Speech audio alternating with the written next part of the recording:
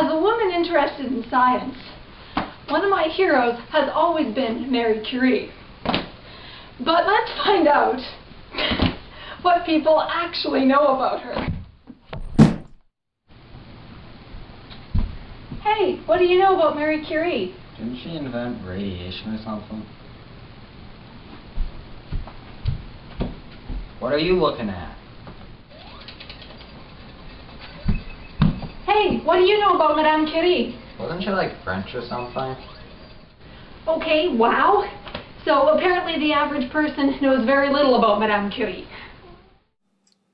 The truth is, she was a passionate woman and a brilliant scientist who made as large a contribution to gender equality as she did to the fields of physics and chemistry. Marie Curie, née Sklodowska, was born in Warsaw, Poland on November 7, 1867. At the time, that part of the country was under Russian control, so school children like Marie had a double workload, learning Polish on regular days and Russian on the days when the inspector would come to check up on them.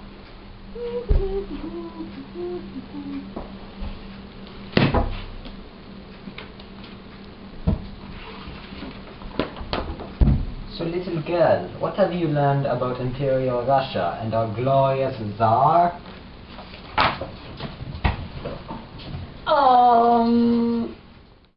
Marie switched to Russian public school at age 10, and she graduated as the class valedictorian at age 15.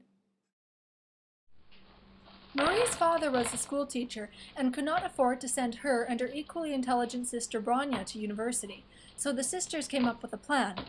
Marie would work as a governess to pay for Branya's medical school, and then Branya would pay for Marie's studies in physics at the Sorbonne.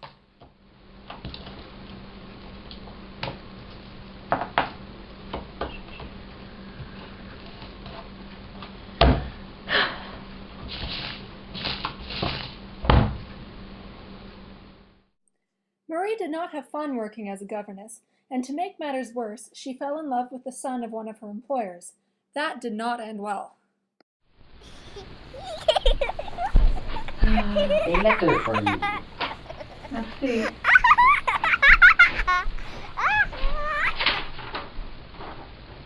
Dear Marie, I am sorry I cannot marry you, but your family is just too poor? What?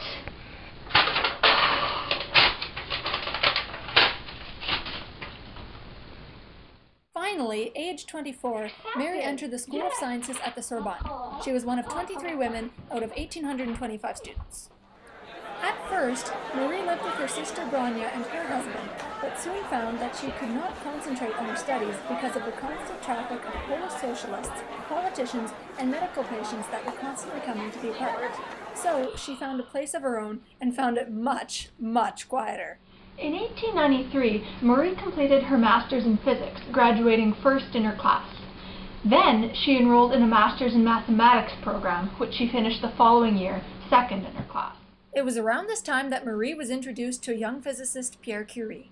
He decided to marry her, and eventually she said yes, so the two were wed. The Curies were inspired to study radioactivity, which had only been discovered a year earlier.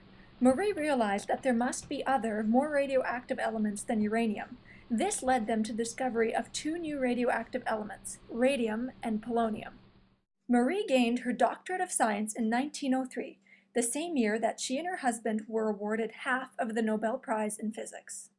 In recognition of the extraordinary services they have rendered by their joint researches on the radiation phenomena. The Curies used their prize money to modernize their bathroom. In 1906, Pierre died, and Marie was appointed to his place as Professor of General Physics in the Faculty of Sciences. This was the first time that a woman had ever held this position. In 1911, she was awarded a second Nobel Prize, this time in chemistry for her advancements in the study of radioactivity. Marie remained passionate about her research for the rest of her life, despite the pain that she was feeling from overexposure to radiation. She died in 1934 in Savoy, France. Marie Curie was a pioneer in the study of radioactivity, but she was also a pioneer for women in science, opening the way for women, including her own daughter Irene, who won a Nobel Prize in 1935. Marie was inspirational because of her dedication to her work, even in the face of poverty and pain, And although she lived for her work, she was by no means dull, which is perhaps best described in her own words. A scientist in his laboratory is not a mere technician. He is also a child, confronting natural phenomena that impress him as though they were fairy tales. When